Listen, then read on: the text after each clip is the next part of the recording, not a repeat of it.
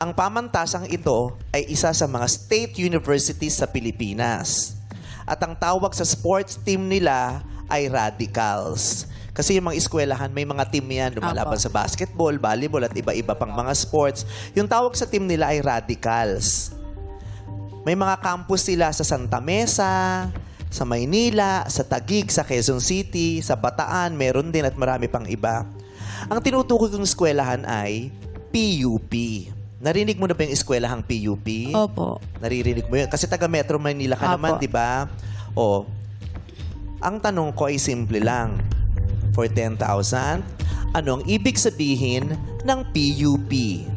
Sa akin ka lang tumingin, go.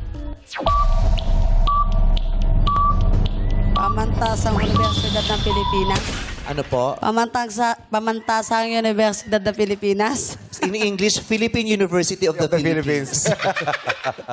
Mali po yung sagot nyo dahil ang tamang sagot po ay Polytechnic University of the Philippines. Sikat na sikat ang eskwelahan na yan. Napakagandang paaralan. Yes. Mahuhusay ang mga mag-aaral dyan. Ang daming staff ng Showtime at ng Yes. ABS-CBN na nanggaling sa pamantasan na yan. Magaling ang eskwelahan na yan. PUP, o tatandaan nyo po para sa susunod, alam na natin, Polytechnic University of the Philippines. Palakpakan natin si Jamila dahil tumanggap siya ng 40,000 pesos.